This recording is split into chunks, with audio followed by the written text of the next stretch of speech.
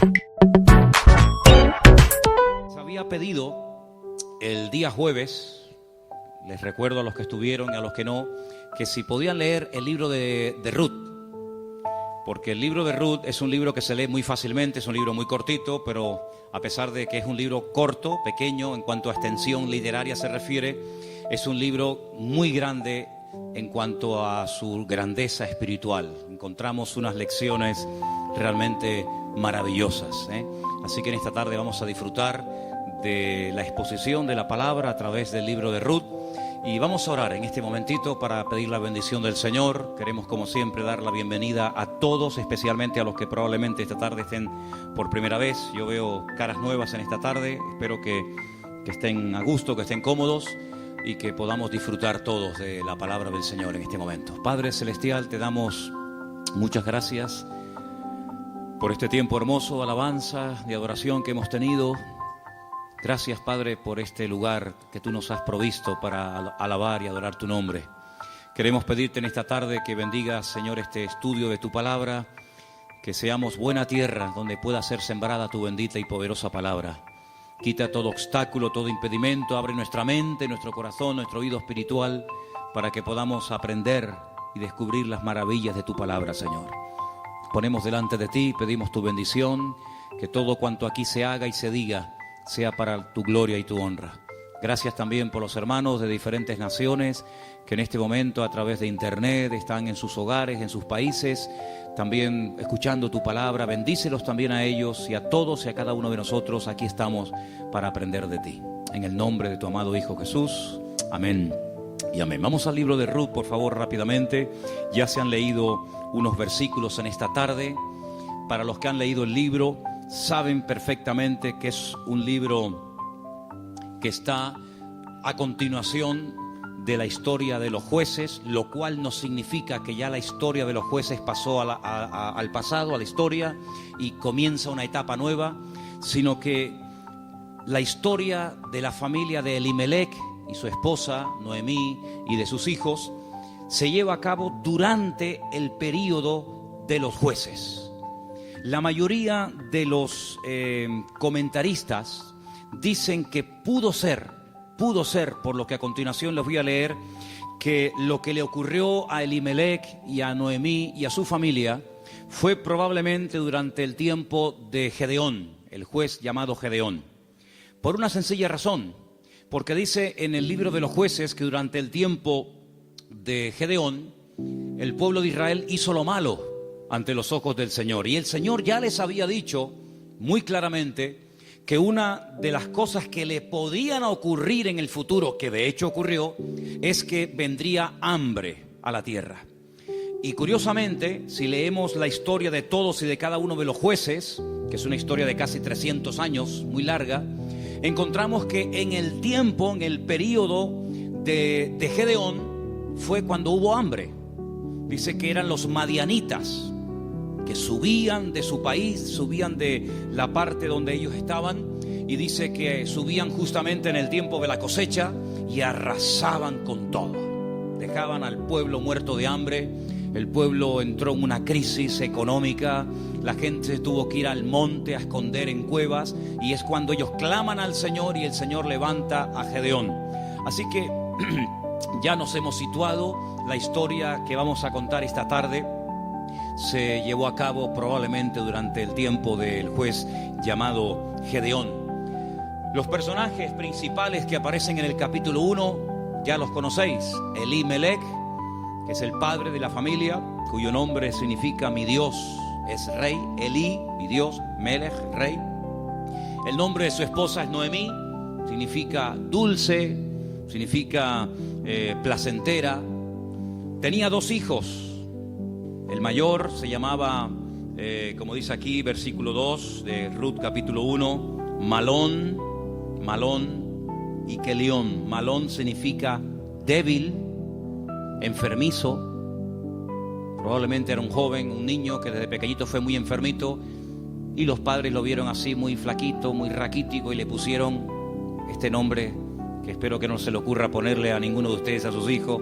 ¿Cómo se llama el niño? Enfermito, debilucho. Y el otro no se queda atrás. El otro Kelión significa abatido o consumido. Dicho en términos modernos, el hecho polvo de la familia. ¿Qué familia? Bueno, ellos viven en una pequeña población llamada Bet-Lehem, cuyo nombre significa la casa del pan, en la provincia de Judea, el mismo pueblo donde tiempo más tarde nacería el rey David y donde mucho tiempo después nacería nada más y nada menos que el Mesías, el Señor Jesucristo. Ellos ven que el país está pasando por un momento terrible, diríamos hoy en día de paro, de crisis, de pobreza, de miseria, y deciden irse a vivir al extranjero, concretamente a Moab. ¿Qué país sería hoy en día Moab? Bueno, sería el territorio que ocupa Jordania, ¿vale? Hay muchos lugares desde Israel, estando uno viajando por la carretera de Israel, que lo que separa a Jordania de Israel es simplemente la frontera natural del río Jordán y la frontera natural del Mar Muerto. Si tú estás en Israel y ves perfectamente Jordania enfrente de ti. Bueno, pues a ese país llamado Moab, en aquel momento, es donde Elimelech dice, bueno, vámonos de aquí porque aquí nos vamos a morir de hambre, no hay trabajo, no, hay hambre, hay escasez, y se van a vivir a Moab. Los moabitas, como ustedes saben, es para situarnos un poquito, los moabitas eran descendientes de una de las hijas de Lot. Ustedes se acuerdan que cuando Sodoma y Gomorra fue destruida, las hijas de Lot pensaban que el único hombre que quedó vivo de toda la tierra era su padre. Y entonces ellas deciden emborrachar a su padre, mantienen relaciones con él, y de esa manera pues la raza humana no se extinguiría. Y entonces una queda embarazada, la mayor, su hijo lo llaman Moab, de ahí vienen todos los moabitas, todos los que son hoy en día de Jordania, y también los amonitas, la otra hija. Eran idólatras. El dios principal que se adoraba en Moab era Quemos, una idolatría terrible, y a ese lugar, simplemente porque hay trabajo y simplemente porque hay comida, sin importarle el ambiente espiritual donde va a meter a su familia, allí se va Elimelech, el aventurero, y claro, con el paso del tiempo, lo que pareció o empezó muy bonito, termina en una auténtica tragedia. La Biblia nos enseña que el padre muere, Elimelech muere, no sabemos de qué. Noemí quedó viuda, pero tenía 2 hijos. Y los hijos eran los responsables de cuidar de sus padres cuando estos eran mayores o quedaban viudos. Pero con tan mala suerte, dirían algunos, que sus 2 hijos, da a entender el texto que murieron los 2 en el mismo tiempo, el mayor y el menor. Los judíos entienden que esto fue una especie de castigo o de consecuencia de haber depositado su confianza en los campos de Moab en vez de en el Dios vivo. Y es que yo creo que problemas vamos a tener siempre durante toda la vida. Ahí no está la cuestión. La pregunta es, ¿cómo vamos a reaccionar los creyentes cuando tengamos problemas? Porque cómo reacciona la gente del mundo, ya lo sabemos. Pero ¿cómo debe de reaccionar un hijo, una hija de Dios, una familia cristiana, creyente en el Señor, cuando vienen tiempos difíciles? De paro, de enfermedad, de muerte, de separaciones de los padres o problemas económicos. ¿Cómo vamos a reaccionar ante la adversidad? Bueno, no se le ocurrió otra cosa a Elimelech que decir, vámonos de aquí y nos vamos a Moab y empezamos de cero. Bueno, esos eran sus planes, pero dice la Biblia que a veces nuestros pensamientos no son los pensamientos de Dios. Y allí, de la noche a la mañana, hermanos, aquello que empezó tan bonito terminó siendo una auténtica tragedia. 3 viudas: Orfa, la que se casó con uno de los hijos de Elimelech y Noemí; Ruth, la otra que se casó con otro hijo; y también Noemí. 3 mujeres solas ante el peligro.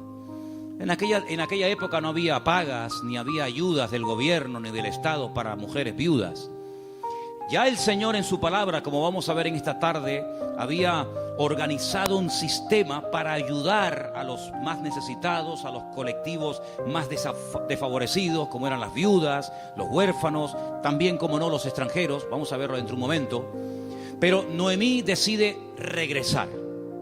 Ahora, si ustedes han leído detenidamente el libro, se van a dar cuenta que lo más probable es que las propiedades, sobre todo las tierras que eran en su día de Elimelec, él las tuvo que vender o hipotecar para poder marcharse con su familia al extranjero. Eso es algo que ha hecho muchísima gente que han venido de otras naciones. Tal vez en esta tarde hay alguien aquí entre nosotros que dice, pues eso es lo que yo he tenido que hacer. He tenido que hipotecar mi casa o pedir un préstamo a un banco o vender un terreno que yo tenía en Bolivia, en Argentina, en Ecuador, en Brasil o donde fuera, para poder venir a España, a Europa y empezar una vida nueva. Evidentemente eso lo tuvieron que hacer ellas, porque después vamos a ver que efectivamente eso fue lo que pasó. Así que ya no tienen propiedades, ya no tiene marido, ya no tiene hijos, y ahora no solamente está viuda, sino que ahora ya tiene unos cuantos años encima, y el presente y el futuro es realmente terrible, terrible. Las dos nueras le dicen, no te preocupes, nosotras vamos a ir contigo, te vamos a apoyar, te vamos a sustentar. Pero hay un momento en el que Noemí se vuelve y les dice las siguientes palabras. Estamos en Ruth capítulo 1. Noemí le dice en el versículo 8 a sus dos nueras, andad, volveos cada uno a la casa de su madre, que el Señor haga con vosotros misericordia, como la habéis hecho con los muertos, sí, con vuestros maridos y conmigo. Que el Señor os conceda hallar descanso, cada uno en la casa de su marido. Luego las besó y ellas alzaron la voz y lloraron. Realmente la tristeza, el desánimo, la depresión, la angustia, el miedo se había apoderado de estas tres pobres mujeres.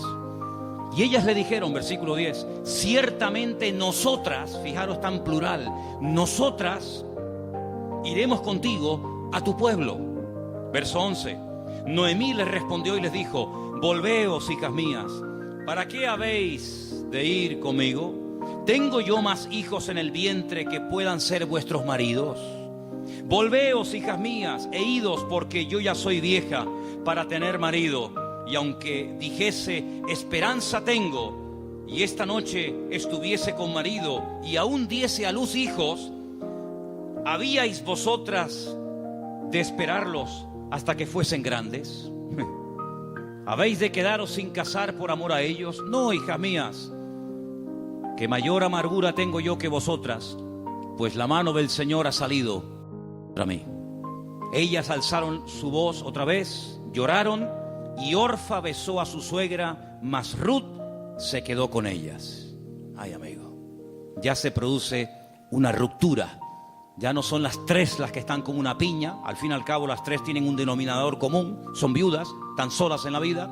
Sino que ahora dice la Biblia que una de ellas, Orfa, cuyo nombre significa terca o testaruda, toma una decisión. Y entonces la decisión que toma es volver a la casa de su familia. Noemí le dijo, he aquí tu cuñada se ha vuelto a tu pueblo y a sus dioses, vuélvete tú tras ella. A mí me llama la atención que la Biblia destaca no solamente el hecho de que ella vuelve a su familia, lo cual en cierto sentido es lógico, ¿verdad? Y normal, sino que añade algo que es muy significativo. Dice, ella se ha vuelto a su casa, a la familia de sus padres y a sus dioses. Yo dije al principio en la introducción que en Moab no se adoraba al Dios de Abraham, de Isaac y de Jacob. No era el Dios vivo al que se adoraba. Eran idólatras. Adoraban como Dios principal a Quemos, seguramente a otros más, a Baal, a Astarot y sabe Dios a quién más.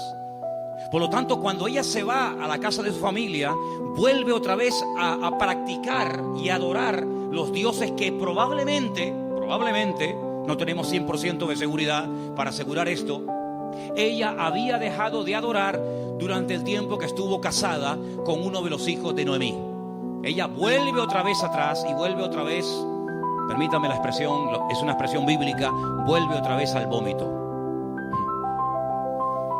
Y a mí me hace recordar la historia de Orfa. No voy a hablar mucho de ella, pero sí quisiera destacar que, ¿saben a quién me recuerda Orfa? Cuando estaba preparando todo esto para el día de hoy compartir con ustedes, me venía a la cabeza el joven rico. ¿Os acordáis de la historia del joven rico? Un chico aparentemente que quería saber la verdad, que quería crecer, que quería respuestas a sus preguntas y a sus dudas. Y cuando el mismísimo Señor Jesucristo le dice, tú has hecho esto y esto y esto y esto, y está muy bien, pero yo observo, yo noto que a ti te hace falta una cosa en la vida. y te voy a decir qué es lo que a ti te hace falta. Y se lo dice, y dice que se puso muy triste y dio media vuelta y se marchó, y ahí acaba la historia del joven rico. A pesar de que el Señor le dijo algo tremendo: ven conmigo, pero él no estuvo dispuesto a pagar el precio. Viendo Noemí que una de sus nueras se ha vuelto atrás a sus dioses, a su antigua vida, le dice a la otra que le queda, a Ruth, versículo 15: he aquí tu cuñada se ha vuelto a su pueblo y a sus dioses, vuelve tú tras ella. Y ahora viene una de las declaraciones más hermosas de toda la Biblia, versículos que mucha gente sabe de memoria, porque son una declaración muy profunda de lo convencida que estaba, de lo dispuesta que estaba Ruth de no dar marcha atrás. Los leo, versículos 16 y 17. Ruth le dice: no me ruegues que te deje y me aparte de ti, porque a donde quiera que tú fueres, iré yo. Donde quiera que vivieres, viviré. Tu pueblo será mi pueblo, y tu Dios será mi Dios. Donde tú murieres, moriré yo, y allí seré sepultada. Así me haga el Señor y aún me añada, que solo la muerte hará separación entre nosotras dos. ¿Cuántos dicen amén? Y allí se van estas dos mujeres. Claro, lógicamente Noemí es mucho más mayor que Ruth, pero allí emprende una aventura rumbo a lo desconocido. Se va Ruth a un país que no conoce, solamente de oídas, donde las costumbres, la religión, por decirlo de alguna manera, las leyes son completamente diferentes a la cultura, al país en el cual ella ha vivido durante toda su vida. Pero allí se va dispuesta a adorar al Dios de Noemí. Podríamos decir, en términos que nos podamos entender en esta tarde, que Ruth verdaderamente lo que decide es convertirse, no solamente ayudar y no dejar abandonada a su suegra, sino convertirse al Dios de su suegra y lógicamente también de su marido y en su momento de su suegro. Tu pueblo será mi pueblo, tu Dios será mi Dios. El Dios monoteísta, el Dios que no acepta que se adore a otros dioses aparte de Él, sino que, como dice en su palabra, al Señor tu Dios adorarás y a Él solo servirás. ¿Cuántos dicen amén? Allí se va Ruth rumbo a lo desconocido. Y saben, hermanos, hay un capítulo en la Biblia que es el famoso capítulo de la mujer virtuosa de Proverbios, que si no me equivoco creo que es el capítulo 31, el último capítulo del libro de Proverbios, que se llama La mujer virtuosa, Eshet Hayil. Y Ruth es la única mujer en todo el Antiguo Testamento que recibe el título de Eshet Hayil, que significa mujer virtuosa. Es decir, que cuando leas el capítulo 31 de Proverbios y que te habla de la mujer virtuosa, tú dices, bueno, ¿y quién es una mujer virtuosa? ¿A quién puedo ver como punto de referencia en la historia de la Biblia para saber a lo que se refiere el Señor? Ahí la encuentras en el libro de Ruth. Una mujer sacrificada, trabajadora, fiel, que es capaz de renunciar a todo a cambio de nada, aparentemente. Una mujer que incluso está dispuesta a morir en tierra ajena.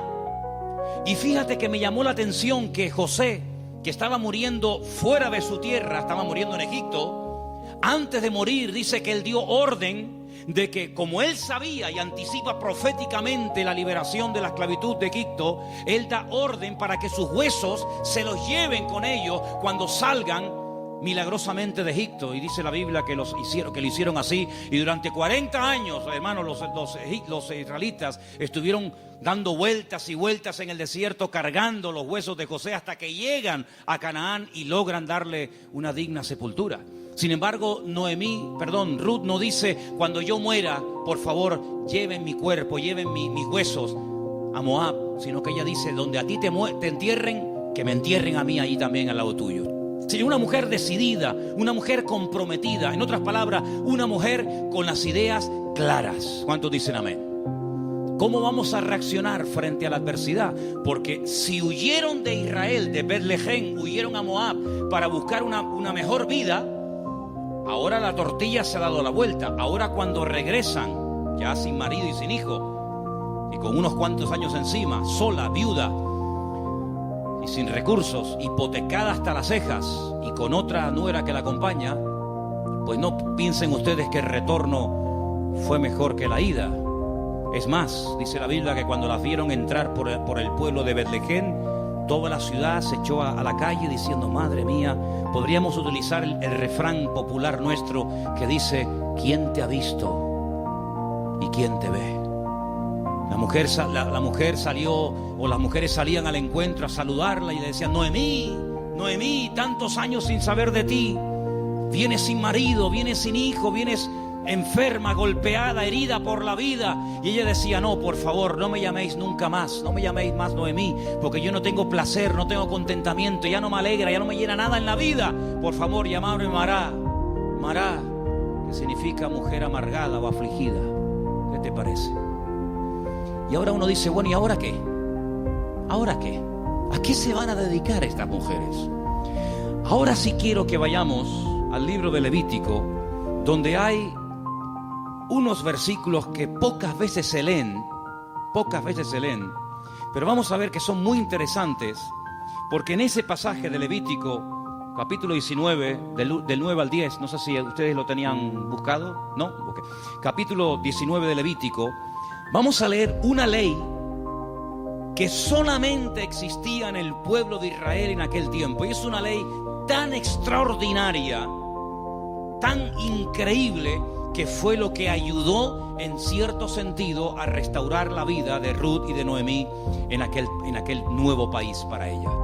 Levítico capítulo 19, versículos 9 y 10, el Señor dice en su palabra: cuando ciegues la mies de tu tierra, no segarás hasta el último rincón de ella, ni espigarás tu tierra segada. No rebuscarás tu viña, ni recogerás el fruto caído de tu viña. Para el pobre y para el extranjero lo dejarás, dice el Señor. ¿Qué es lo que hacía la gente? Cuando iba a coger la cosecha, arrasaban con todo.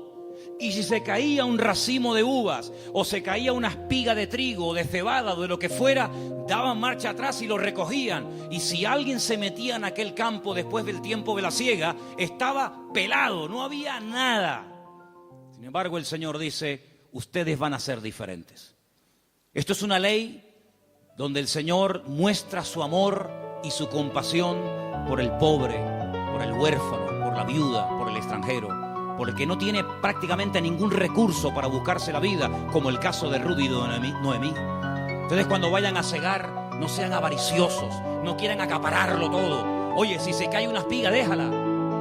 Si hay un rinconcito que no quieres, digamos, cosecharlo, meter la hoz, déjalo ahí en un rinconcito, para que cuando ustedes terminen, pues puedan entrar los que no tienen tierra, los que no tienen trabajo, las viudas, los extranjeros, los pobres, los huérfanos, y puedan de alguna manera conseguir algo para llevarse a la boca. Y eso es lo que utiliza Ruth.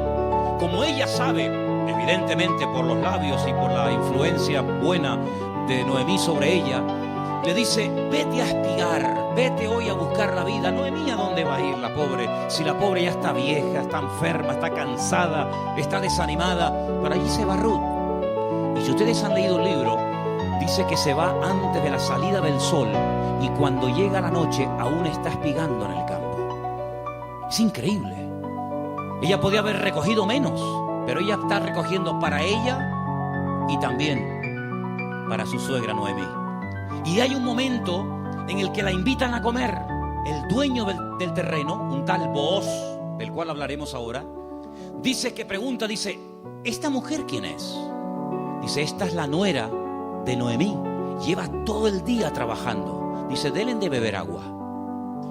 Y cuando llega la hora del almuerzo, cuando llega la hora de la comida, la Biblia dice que la invitan a comer. Y ella dice que comió hasta saciarse, pero hay un momento en el que le sobra comida, y en vez de tirarla a la basura, como la mayoría de la gente hace cuando le sobra comida, dice que ella la guarda. Y cuando llega a la noche a la casa de Noemí, dice que le enseña un efa. Un efa son 35 kilos. en este caso de cebada, y dice, mira, esto es lo que yo hoy he espigado, después lo he tenido que desgranar para hacer la harina, y no solamente eso, sino que te traigo la comida que me sobró al mediodía, te la traigo para que tú comas. Cuando le pregunta a la suegra, ¿en qué campo tú has estado hoy? ¿Dónde has trabajado? Y le dice, he trabajado en el campo de un tal Booz y me ha tratado muy bien.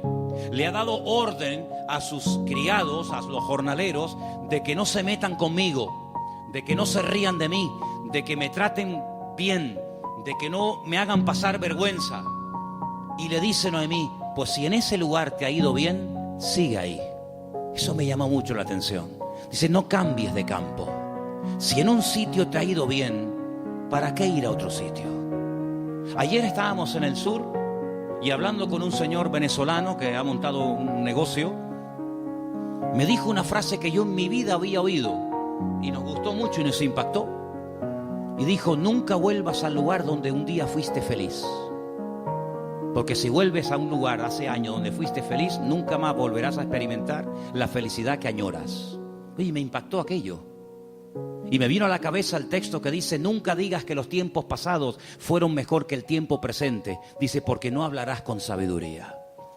Pero Noemí se da cuenta de que hay un hombre que se llama Booz. Y resulta que se da cuenta la viuda Noemí de que ese tal Booz, cuyo nombre significa mi fortaleza, resulta que es Goel. Ahora hablaremos de esta palabra, que es una palabra de vital importancia en la Biblia. Apréndanse esa palabra. Viene del verbo Gaal. El verbo Gaal en hebreo significa libertar. Goel es la palabra que se traduce al castellano por la palabra redentor.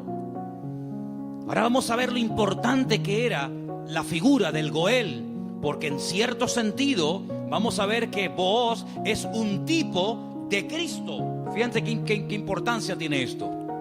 Resulta que había una ley, que vamos a leerla, hemos leído la ley de la siembra, de dejar trozos para los pobres, para las viudas, pero en Deuteronomio capítulo 25 hay una ley muy interesante que yo no sé, si la tuviéramos que poner en práctica nosotros hoy en día, si estaríamos dispuestos a cumplir con esto.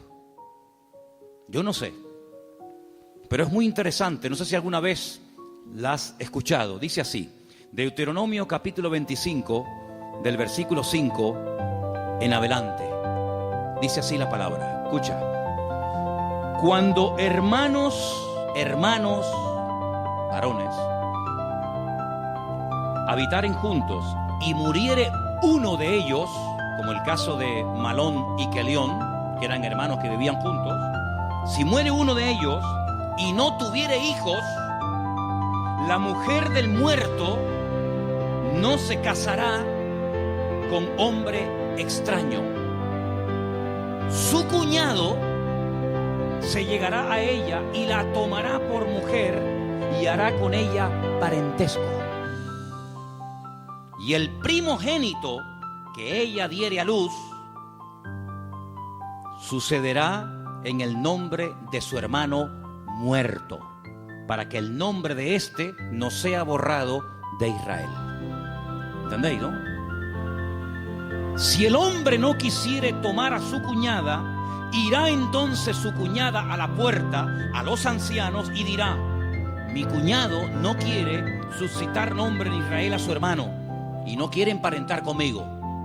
Entonces los ancianos de aquella ciudad lo harán venir, hablarán con él, y si él se levantare y dijere: no quiero tomarla, se acercará entonces su cuñada delante de los ancianos, le quitará el calzado del pie, le escupirá en el rostro y le hablará y le dirá: así será hecho al varón que no quiere edificar casa a su hermano, y se le dará este nombre en Israel, la casa del descalzado. Qué ley tan extraña, ¿no?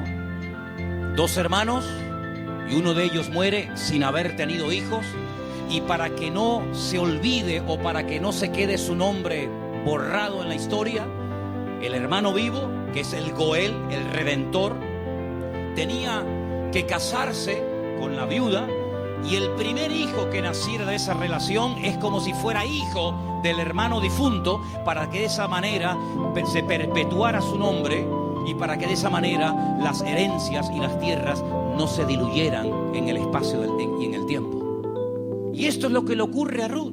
Ruth resulta que se casó con un judío, con un hombre de Belén de Judea, pero ella no tuvo hijos con él. Su hermano, es decir, su cuñado, también murió. Por lo tanto, no hay posibilidad de redimirla. Pero cuando llegan a Israel, la familia de Elimelech, la familia de su marido, pues siguen viviendo allí. Y hay un pariente cercano al cual Booz le dice: oye, a ti te corresponde el derecho de casarte con Ruth. A ti te corresponde el derecho de pagar todas las deudas de Ruth. A ti te corresponde recuperar el patrimonio y las tierras que en su tiempo tuvieron que venderse para que esta familia tuviera que irse al extranjero. Es decir, te haces cargo de la tierra, te haces cargo de las deudas y te haces cargo de la viuda. Y este dice: de eso nada. De eso nada. Pagar yo deudas que no son mías y casarme yo con una mujer que a mí ni me va ni me viene. Y vos dice: muy bien, vamos a ir delante de 10 ancianos, vamos a ir delante de un minyan, delante de 10 hombres judíos, y tú vas a decir eso delante de ellos, que no quieres redimir a Ruth, que no quieres hacerte cargo de sus deudas, de sus hipotecas y de la viuda, y lo vas a decir delante de testigos. Y lo dice. Y entonces es cuando entra en escena Booz y le dice a Ruth: hija, tú no te preocupes. Ahora, la diferencia de edad de Ruth y de Booz tenía que ser inmensa. Algunos comentaristas dicen que ese pariente que rehusó casarse con Ruth probablemente era un hermano de su suegro, de Elimelech.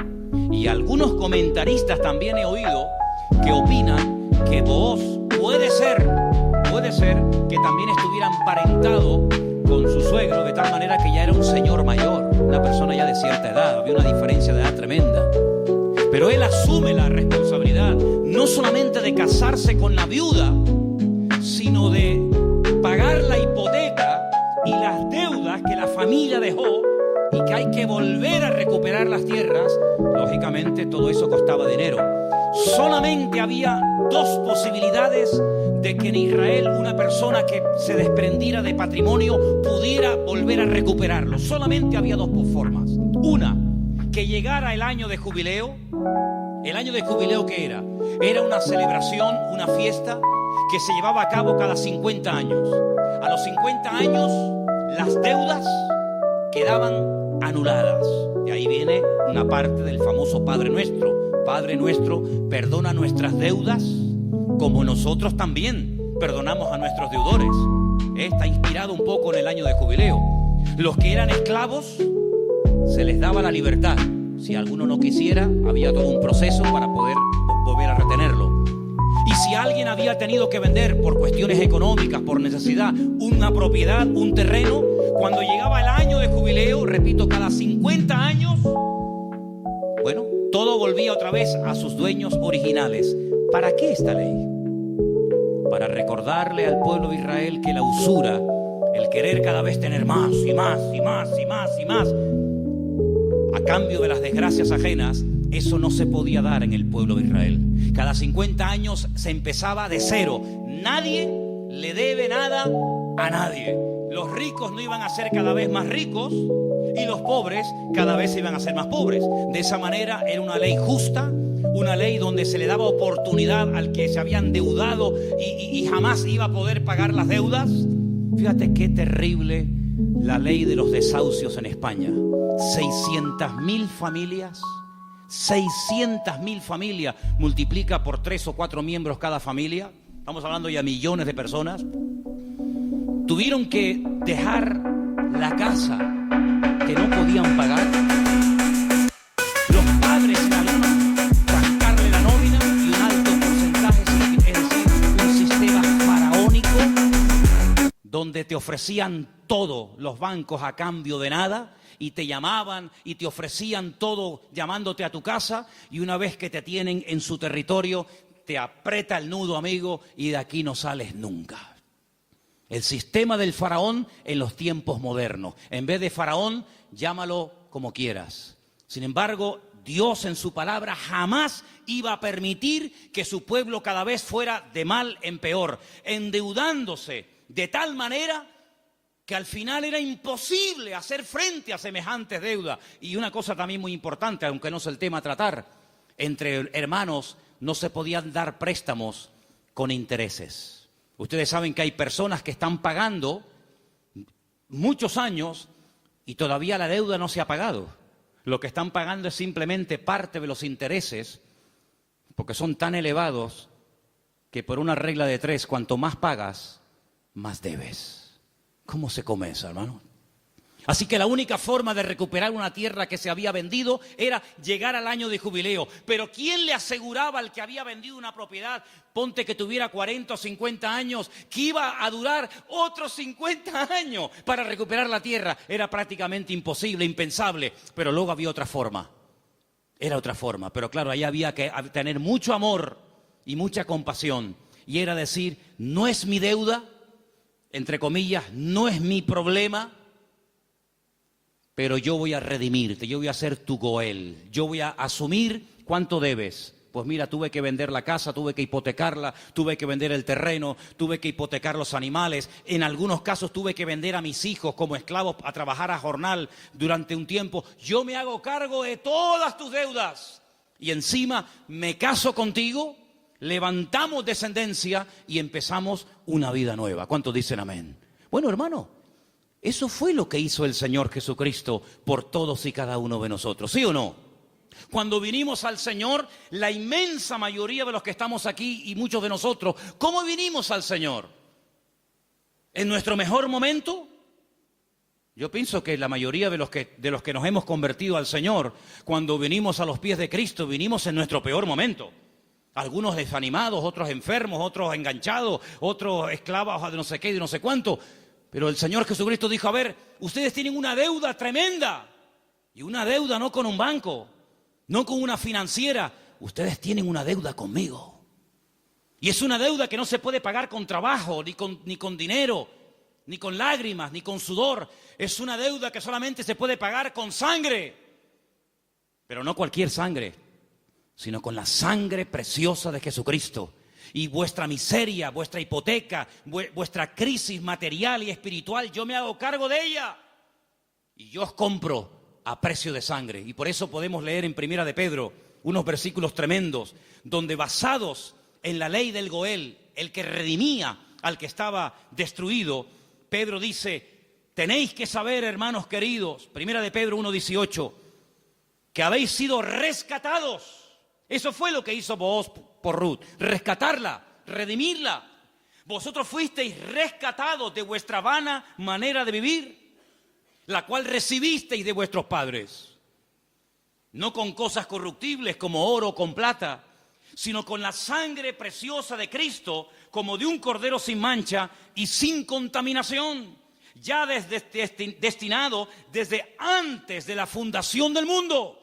Cristo, antes de que existiera Adán y Eva, antes de que existiera el jardín del Edén, Él sabía que un día iba a venir a este mundo a morir en la cruz por los pecadores. Desde antes de que el mundo existiera, ya Él sabía que su destino iba a ser ese.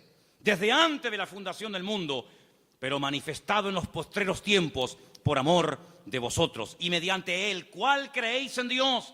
Quien le resucitó de los muertos y le ha dado gloria, para que vuestra fe y esperanza sean en Dios. ¿Cuántos dicen amén? Este Booz es un hombre tremendo.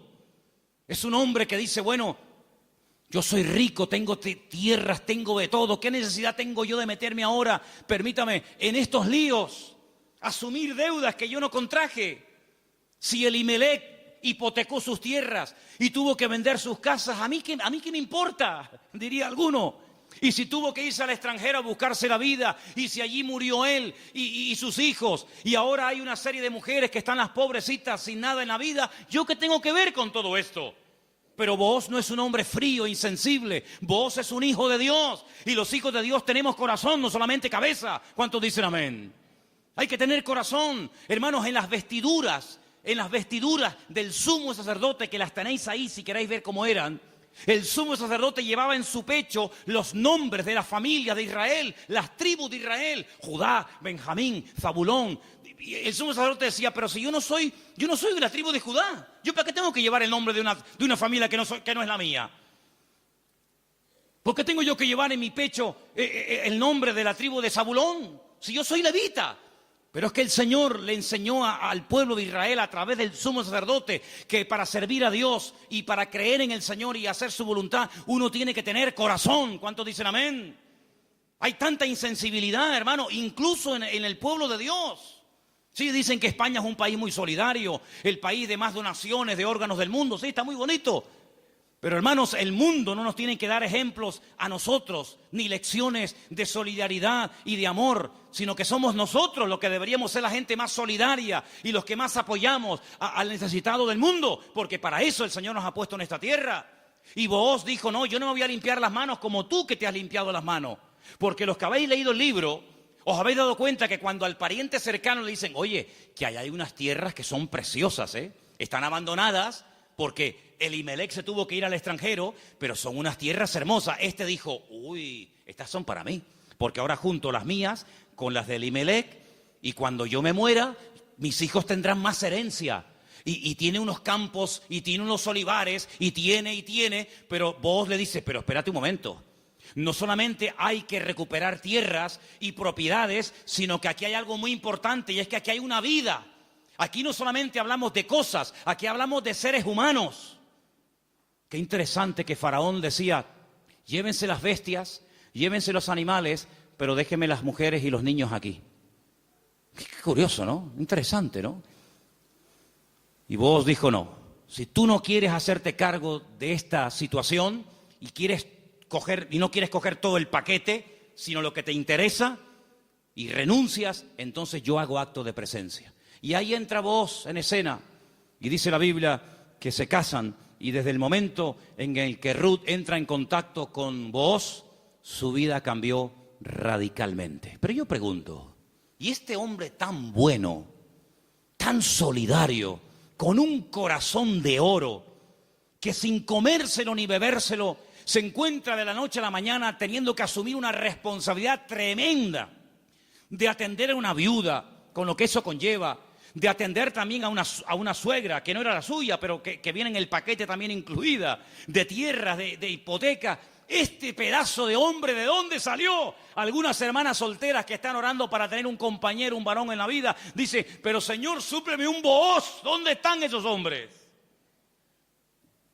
Bueno, yo no sé dónde están, pero yo te digo una cosa, yo sé de dónde salió este. ¿Sabes de quién es hijo Booz? ¿Tú te acuerdas cuando un día el general Josué le dice a 2 de sus soldados, vamos a entrar a Canaán, cosa que Moisés no logró hacer? A nosotros nos corresponde ahora entrar y tomar posesión de la tierra. Pero antes de entrar, vamos a hacer algo. Voy a mandar a 2 espías, no exploradores como los que mandó Moisés, que fueron unos inútiles, sino 2 espías. 2 hombres que entren secretamente y cuando vengan nos digan qué estrategia tenemos que emplear para atacar este pedazo de ciudad con doble muro, cerrada, imposible de conquistar. Y ahí se van estos 2 hombres. Y van y se quedan en una casa de prostitución. Y algunos dirán, ¿y cómo 2 hombres del pueblo de Israel se van a semejante lugar? Bueno, no es que fueron a pecar, sino que era el lugar donde 2 extranjeros pasarían desapercibidos perfectamente, porque por allí entraban y salían muchos. Y allí contactaron con la dueña de aquel negocio, por llamarlo de alguna manera, y la dueña una noche en una habitación les dice, yo sé quiénes son ustedes, yo sé de qué país sois, yo sé que vosotros sois israelitas, y yo he oído lo que vuestro Dios ha hecho por vosotros. Yo he oído que ustedes salieron de un país llamado Egipto y cuando llegaron a la frontera natural del Mar Rojo que no podían avanzar y el faraón venía detrás, ustedes clamaron al Señor y el Señor les abrió el Mar Rojo y ustedes pasaron por en medio de él. Y cuando el faraón intentó meterse, el Señor cerró las aguas y murieron los ejércitos del faraón. Y ustedes entraron por el desierto y hemos oído lo que el Señor ha hecho por vosotros. Y por eso la ciudad está muerta de miedo y ha desfallecido nuestro corazón. Yo suplico, yo ruego por amor de vuestro Dios, que cuando entréis y toméis posesión de la tierra, porque sabemos, y dice así, sabemos que Jericó va a ser tomada y conquistada por vosotros, que tengáis misericordia de mí y de mi familia. Y estos hombres se quedan sorprendidos porque esta mujer está contando las noticias de hace 40 años. ¿Tú te acuerdas de lo que leíste en el periódico hace 40 años? Bueno, algunos dirán, pero si yo no tengo más que 25. ¿Pero alguien se acuerda aquí de lo que leyó en un periódico hace 40 años? Ella lo tenía fresco en su mente. Vienen a por nosotros, nuestros días están contados. Esta tierra no nos pertenece. Vienen los hijos de Dios. Viene el Dios de Abraham, de Isaac y de Jacob. Tengo que tomar medidas preventivas. Tengo que salvar mi vida y la de mi familia. Y los espías le dicen, vamos a hacer algo. Si tú no te chivas, si tú no dices que hemos estado aquí, si tú no vas ahora con el cuento al capitán de la guardia o al rey de Jericó, sino que tú mantienes el secreto. Y el día que nosotros entremos en la ciudad, tú estás dentro de la casa con toda la familia que quiere ser salva, nosotros te protegeremos a ti y a toda tu familia. Y como va a ser esto algo tremendo, porque aquí va a haber una conmoción, un terremoto, esto va a ser un cataclismo terrible, y una ciudad tan enorme, para saber diferenciarla de tantas casas, coge este trapo de color rojo, lo amarras ahí por fuera de la ventana. Yo le diré a los soldados cuando entren a tomar posesión de Jericó, que donde hay un trapo rojo colgado ahí en la ventana, ahí no entren, que esa es la casa de Rahab, la ramera.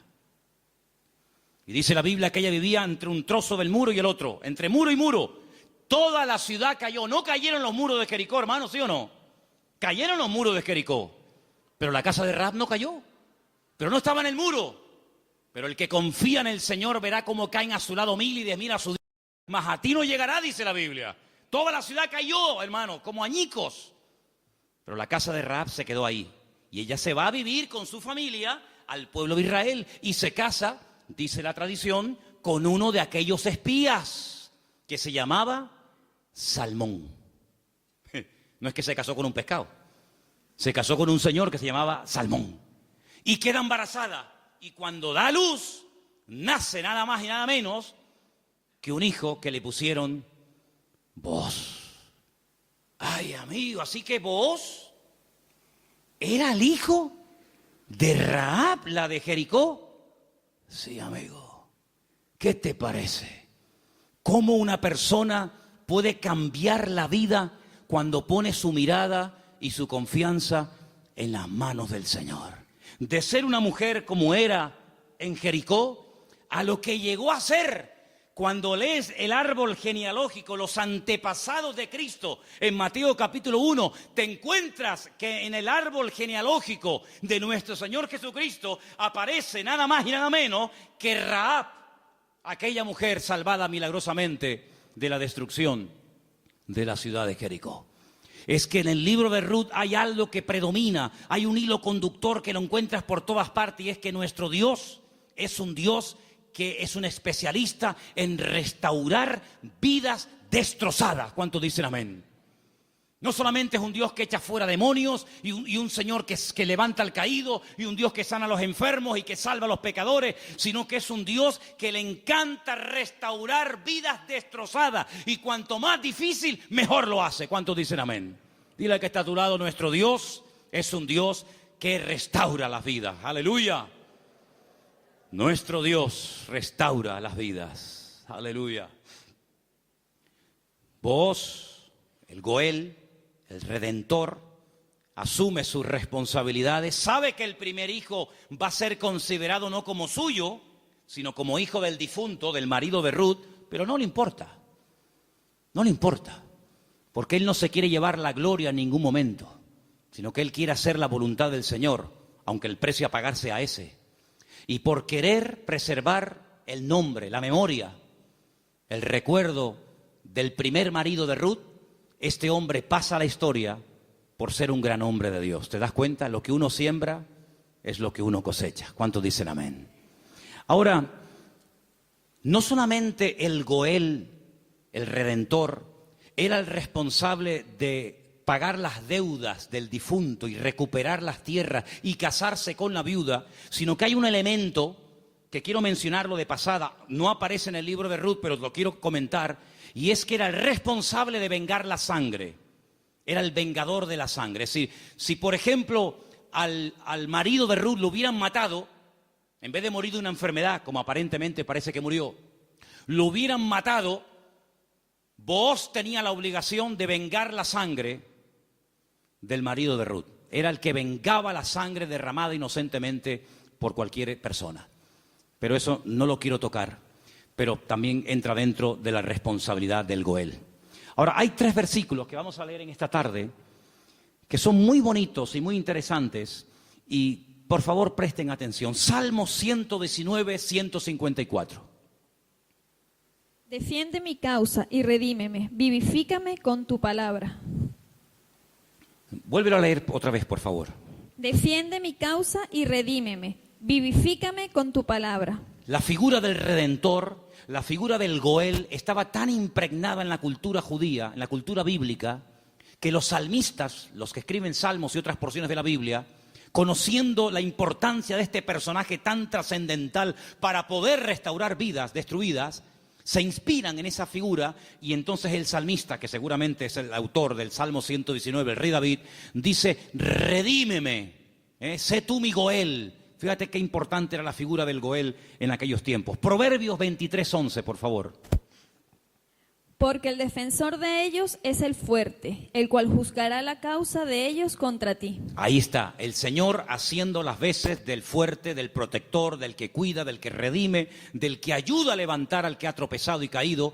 Realmente es algo realmente extraordinario. Y el último texto, Isaías 41:14. No temas, gusano de Jacob, oh vosotros los pocos de Israel. Yo soy tu socorro, dice Jehová, el Santo de Israel es tu Redentor. Amén. El Santo de Israel es tu Goel, es tu Redentor. Él es el que se va a encargar. Ahora, hermano, déjeme que les diga algo. El Goel, el Redentor, ¿de qué se hacía cargo? ¿Solamente de la viuda? ¿Solamente de las deudas? Se hacía cargo de todo. El primero renunció porque quería parte de la tierra, pero no quería asumir la responsabilidad de casarse con la viuda. Booz dice: no, todo o nada. Las deudas, las hipotecas, lo que se perdió, y también de la viuda. Y hermanos, el Señor Jesucristo, cuando ha venido a nuestra vida, ¿de qué se ha hecho cargo? ¿De perdonar solamente nuestros pecados? Bueno, gloria a Dios, si solamente hubiera hecho eso el Señor, perdonar nuestros pecados y prometernos la vida eterna, bueno, gloria a Dios. Pero es que hay mucho más que eso. Es que con la salvación, con la conversión, no solamente va incluido el perdón de mis pecados, sino la protección física y espiritual de mi vida. Y Él ha prometido suplir todas mis necesidades. ¿Por qué? Porque es mi Redentor, porque es mi Goel. ¿Quién iba ahora a darle comida y vestido y atender y cuidar y mimar y amar a Ruth? Pues tú, que para eso te has casado con ella, el Goel, el Redentor. Bueno, pues eso es lo que el Señor ha hecho con nosotros. En ciertos sentidos, como que se ha casado Dios con su pueblo. A su pueblo le llama su cuerpo. Ese cuerpo tiene una cabeza que es Cristo. Y Él es el que se encarga de todos y de cada uno de los detalles de nuestra vida. Entonces, yo no entiendo cuando hay creyentes que tienen una fe muy grande para una cosa y luego para otro dudan. Pero que el Señor se ha hecho cargo y ha comprado todo. Tus deudas, tus enfermedades, tus desánimos, tus miedos, tus angustias, tus complejos, tu pecado, todo lo ha comprado el Señor. Y Él va a hacer una obra total y completa en la vida de todos y de cada uno de nosotros. ¿Cuántos dicen amén? Hermanos, en el capítulo 3 del libro de Ruth, en el versículo 1, me llamó la atención leyendo. Yo estuve leyendo en hebreo todo el libro y hay palabras que aparecen que son muy, muy interesantes. Pero hay una que particularmente me llamó la atención. En el versículo 1 dice: después le dijo su suegra Noemí: hija mía, ¿no te he de buscar hogar para ti, para que te vaya bien? Es decir, Noemí dice: yo voy a hacer todo lo posible para que tú a mi lado tengas algún día tu propio hogar. Y busqué la palabra hogar en hebreo. Y la palabra que aparece en el versículo 1, aquí traducida por hogar, es la palabra manoaj. Y cuando yo veo en el texto que pone manoaj, le digo a Elena: Elena, ¿no hay un personaje en la Biblia que se llama Manoaj? Y me dice: sí. ¿Quién era Manoaj? Sí, señor. Muy bien, hermano. Era el padre de Sansón, Manoaj. Y digo, voy a buscar lo que significa Manoaj. Y resulta de que me encuentro que la palabra hogar, Manoaj, se puede traducir por descanso, tranquilidad, reposo, quietud y otros tantos sinónimos. Y me pongo a buscar versículos en la Biblia, solamente vamos a leer 2. Me pongo a buscar versículos en la Biblia donde aparece la palabra Manoaj y me quedé sorprendido, porque una de las primeras veces que aparece la palabra Manoaj, traducida aquí en el texto castellano-español por la palabra hogar, es en Génesis 8:9, y os vais a quedar sorprendidos porque tiene que ver con un pájaro, tiene que ver con un animal. ¿Lo tenéis? Génesis capítulo 8, versículo 9, y dice así. ¿Lo tienen, chicas? ¿Sí? Vamos. Y no halló la paloma donde sentar la planta de su pie, y volvió a él al arca, porque las aguas estaban aún sobre la faz de la tierra. Entonces él extendió su mano y tomándola, la hizo entrar consigo en el arca. Noé no podía consultar el parte meteorológico, no tenía ordenador dentro del arca, no tenía WhatsApp y decir: oye, por ahí donde tú vives.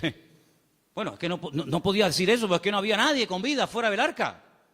¿Y cómo consulto? ¿Cómo me atrevo yo a abrir la puerta del arca y si se me entra el agua adentro? Llevaba un año dentro de aquel barco. ¿Salgo o no salgo? Es que antes de salir hay que tomar medidas preventivas. No te tires a la piscina si no hay agua. No, hermano, eso es fe. No, eso es locura. Eso no es fe. Usted va a la piscina y está vacía. Pero usted, hermano, el justo por la fe vivirá. Y yo le diría: descanse en paz, hermano. ¡Pum! Ahí se quedó el hermano. Uy, le falló la fe. No, le falló la cabeza. Eso no es fe. Eso es un disparate. La fe no es locura. La fe es certeza. Es convicción. No es disparate, ni locura, ni emoción, ni sentimiento. Es seguridad de que lo que voy a hacer, mi Dios me ha dicho que lo haga. Ahora, una cosa es que el Señor me diga: tírate a la piscina, pero no hay agua. Si tú me lo dices, yo me tiro. Pero si tú no me lo dices, yo no me tiro ni loco. ¿Cuántos dicen amén? Muy bien. Noé dice: la única forma de comprobar es mandando una paloma. Y dice que abrió la ventana, la única ventana que había en el arca, suelta la paloma, y dice que la paloma no halló lugar donde reposar. Claro, estaba todo anegado en agua, todavía no había bajado el nivel de las aguas, y ahí aparece la palabra Manoaj. No había reposo, no había un lugar donde poder decir: bueno, aquí me quedo, y aquí crío mis polluelos, y aquí me hago mi palomar, y no sé qué, no sé cuánto. No había. ¿Por qué? Porque las circunstancias todavía no estaban preparadas para salir del arca. Y otro versículo muy conocido, que ustedes se lo saben de memoria, donde aparece la palabra Manoaj, es en el Salmo 23, versículo 2. Leamos, si queréis, el 1 y el 2. Salmo 23, 1 y 2. Que se lo saben de memoria, ¿sí o no? Que dice... ¿Vamos? Dale. Jehová es mi pastor, nada me faltará. En lugares de delicados pastos me hará descansar. Junto a aguas de reposo me pastoreará. Junto a aguas de reposo. Allí donde hay calma, donde hay quietud, allí me pastoreará el Señor. Una de las características del Señor es que lo que hace el Señor trae al corazón reposo, tranquilidad, paz. ¿Cuántos dicen amén? Donde hay paz, está el Señor. Donde no hay paz, dudo mucho de que el Señor esté. El apóstol Pablo le decía a los corintios, lo que yo les he enseñado es para poner orden en la iglesia, porque esto me lo dijo el Señor que compartiera. Porque en nuestras iglesias lo que caracteriza a nuestras congregaciones es el orden. Pero si alguien quiere ser contencioso, allá él. Por lo tanto, hermanos, lo que Noemí le está diciendo a su nuera, Ruth, es que el anhelo de su corazón es que Ruth logre tener algún día un reposo, que logre tener un sitio de tranquilidad donde sea feliz. Y por eso se traduce por la palabra hogar. Y yo pregunto una cosa, ¿y tu hogar cómo está esta noche? ¿Tu hogar es un lugar de reposo? ¿Tu hogar es un lugar de calma y de quietud y de paz? Porque si no lo es, la culpa no la tiene Pedro Sánchez, que dimitió ayer. ¿O también se la vamos a echar a él? La culpa no es de la izquierda ni de la derecha. Cuando no hay shalom bay, como dicen los judíos, cuando no hay paz en el hogar, ¿quién tiene la culpa? La cabeza. Así que la responsabilidad principal del hombre en el hogar es traer paz al hogar. Y si no la hay, ya sabes lo que tienes que hacer. Entra en tu aposento y tu Padre que te ve en lo secreto te recompensará en público. Si no tienes recompensa en público, es porque hace mucho tiempo que no estás en lo secreto, en lo escondido con Dios. ¿Cómo reaccionamos ante la adversidad? Es el título del mensaje de hoy. ¿Cómo reaccionamos cuando algo va mal? Siempre tenemos la tendencia de echarle la culpa a algo o a alguien. Si no es el pastor, es la mujer del pastor. Si no es la derecha, es la izquierda. Si no es el frío, es el calor. Si no es el que se fue, es el que se quedó. Siempre buscamos un chivo expiatorio al que echarle la culpa. Noemí, hay un momento cuando ella regresa del extranjero que le dice a la población de Betlehem: no me llaméis Noemí, porque la mano del Señor se ha vuelto contra mí. La mano del Señor no está contra ninguno de sus hijos. Simplemente que hay un trato, hay circunstancias, hay situaciones en la vida por las cuales tendremos que pasar, nos guste o no. Pero no tenemos que tener ningún temor, porque lo que permita el Señor en nuestra vida, todo absolutamente está bajo la mano y el control de nuestro Dios. ¿Cuántos dicen amén? Y eso fue lo que consiguió Ruth. Un hogar de paz, de quietud y de calma. Y quiero terminar leyendo unos versículos del libro de Ruth, capítulo 4, versículo 11, que fue la bendición que pronunciaron, la bendición que le dieron a los que se casaban ese día, a Ruth y a Booz. Capítulo 4, versículo 11. Dijeron los que estaban allí congregados, los testigos, todos los que estaban en el pueblo, desde el pueblo a la puerta con los ancianos, dijeron: testigos somos. El Señor haga a la mujer que entra en tu casa como a Raquel y como a Lea, las cuales edificaron casa de Israel, y tú seas ilustre en Efrata y seas de renombre en Belén, y sea tu casa como la casa de Fares, el que Tamar dio a luz a Judá, por la descendencia que de esta joven te dé el Señor. Y Booz tomó a Ruth, y ella fue su mujer, y se llegó a ella, y el Señor le dio que concibiese y diese a luz un hijo. Y hermanos, los últimos versículos del libro de Ruth dicen así, el verso 21, Salmón, el papá de Booz, es decir, el suegro de Ruth, engendró a Booz. Booz engendró a Obed, que significa servidor, el que sirve al Señor. Qué bonito, ¿eh? Obed engendró a Isaí, e Isaí engendró a David. Luego, si no me equivoco, Ruth fue bisabuela, ¿sí?, del rey David. ¡Qué cambio, hermanos! ¡Qué cambio! ¿Cómo empieza el libro?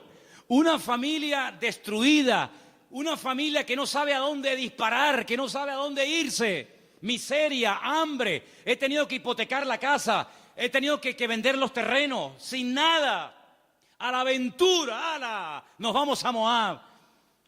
Y sin tener en cuenta que el Señor prohibía categóricamente la unión entre el pueblo de Israel y otras razas, resulta que sus hijos, hombre, claro, ¿con quién se casaron Kelión y Maleón? ¿Con quién se casaron los hijos de Noemí y los hijos de Elimelech? ¿Con quién? Pues con mujeres del país donde fueron a vivir. Sí, ese es el futuro que le vas a dar a tus hijos. Si con la cosa de darle un mejor futuro material, has traído la ruina espiritual a tu casa. Claro, ya sabemos que Dios toma lo destruido, lo roto, lo que no es, para hacer maravillas. Pero ¿para qué te vas tú a Moab? ¿Te vas a meter en la boca del lobo? No, es que ya hay trabajo. ¿Y tus hijos? ¿De quién se van a enamorar? ¿Con quién se van a casar? Con mujeres idólatras.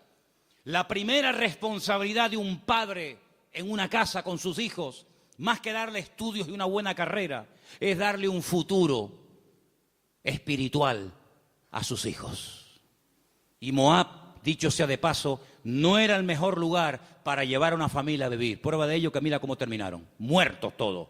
Todos terminaron muertos, del padre hasta el hijo mayor y hasta el hijo menor. Gloria a Dios que por ahí aparece la misericordia del Señor y que a través de Booz la familia vuelve a remontar vuelo y vuelve a recuperar el ánimo y la esperanza. Pero hermanos, no es tiempo de experimentos. No es tiempo de será por aquí, será por allá, será esto. Vamos a descubrir los principios establecidos por el Señor en su palabra. La vida de un cristiano no es un laboratorio donde hacemos experimentos. Será esta, será aquella, será fulano, será mengano. Vamos a orar seriamente al Señor. Encomienda al Señor tu camino. Confía en Él y Él hará. Aleluya. Y no te impacientes por motivo del que prospera en su camino, porque pronto serán cortados y como la hierba verde se secarán, dice la palabra. En otras palabras, aprendamos a esperar en Dios. Mira, consiguió más, mucho más, en poco tiempo Ruth y Noemí, en la tierra donde el Señor estaba, que todos los años que Elimelech se pagó en el extranjero, que no le sirvieron absolutamente para nada. La respuesta no estaba en Moab, la respuesta estaba en Belén, más cerca de ellos de lo que se imaginaban. Y yo solamente quiero decirte algo. ¿De dónde viene el Señor Jesucristo? Los antepasados de Cristo, ¿quiénes son? ¿No son Obed? ¿No es Booz? ¿No es Rahab? ¿No es Ruth?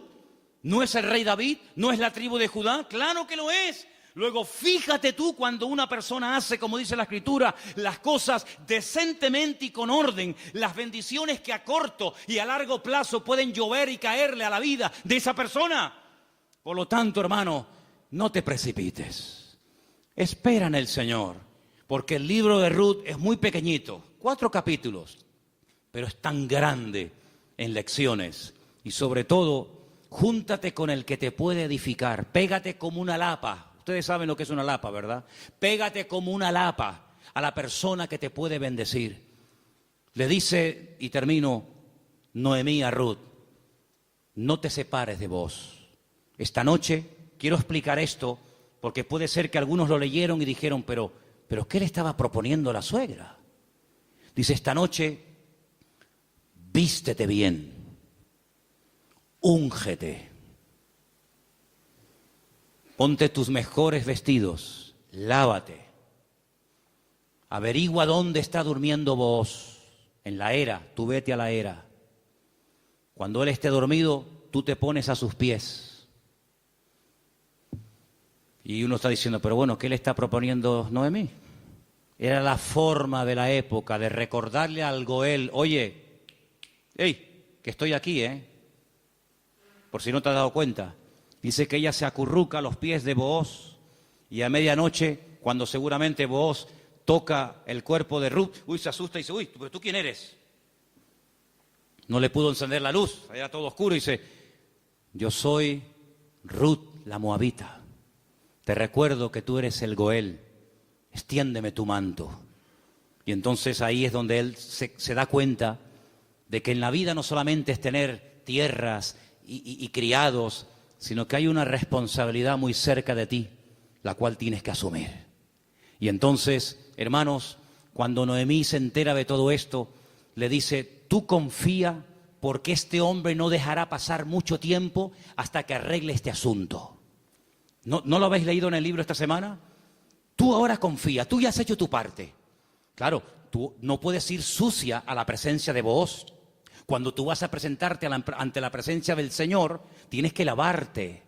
Lo que hacía el sumo sacerdote, lavarse afuera en el lavacro, las manos, los pies, el cuerpo, para luego entrar a la presencia del Señor. Tú haces exactamente lo mismo que hacía el sacerdote, pero tú lávate. ¿Por qué? Porque si tú vas oliendo mal y quieres conquistar y quieres llamar la atención a Booz, sí, se la vas a llamar, pero se la vas a llamar mal. Vas a decir, oye Ruth, ¿no te podrías lavar un poquito, por favor? Vístete bien, arréglate, haz tu parte. Y tú tranquila, tú ya has hecho lo tuyo. Yo te aseguro de que este hombre no dejará pasar mucho tiempo hasta que este tema sea solucionado. Hermanos, si esa era la confianza que tenía Noemí en Booz, al ser un hombre de Dios, que al percatarse, al estar informado de una situación que solamente él podía solucionar, cuánto más nuestro Padre Celestial nos dará las cosas que nosotros pedimos y pedimos con fe si sabemos esperar en Él. No dejará pasar mucho tiempo el Señor hasta decir, yo asumo mis responsabilidades y mi responsabilidad es ser tu pastor, proveer tus necesidades, cuidarte y protegerte todos los días de tu vida. Si Booz se encargó de Ruth, ¿cómo no se va a encargar nuestro Goel, nuestro Redentor, nuestro Rey de Reyes y Señor de Señores, de tus hijos, de tu esposa, de tu trabajo, de tu salud, de tu familia, cuando Él es el Señor Todopoderoso que todo lo sabe, todo lo conoce y ni siquiera hemos abierto la boca y ya el Señor sabe lo que mi vida necesita? Por lo tanto, ese fuerte aplauso a nuestro Goel, a nuestro Redentor, a Él la gloria. Él cuida de mi vida, aleluya. Fuerte ese aplauso al Señor. Él cuida de nuestra vida, hermanos. Amén. Amén. Amén. Amén. Amén. Amén. Aleluya. Cierra tus ojos, hermano. La paloma volvió por la tarde, después de dar vueltas y vueltas y vueltas y no encontrar un lugar donde poder posarse y descansar. Noé entendió que aún no era el tiempo. Pero ¿sabes qué? Ya nosotros no vamos a dar vueltas y vueltas y vueltas buscando, como dijo Pedro, ¿a dónde vamos a ir si solamente tú tienes palabras de vida? Aleluya. La búsqueda ya se detuvo hace tiempo, cuando nos dimos cuenta de que bebiendo de los pozos de esta vida siempre volvíamos otra vez a tener sed, hasta que probamos el agua viva de nuestro Dios. El que bebe de este agua volverá a tener sed, pero el que bebe de mí nunca más volverá a tener sed. Bendito sea tu nombre, Señor. Ahí donde estás, cierra tus ojos, inclina tu rostro, habla con tu Goel, habla con tu Redentor. Dile, Señor, hazte cargo de mi vida, Señor. Hazte cargo de mi casa, de mi familia, de mis hijos.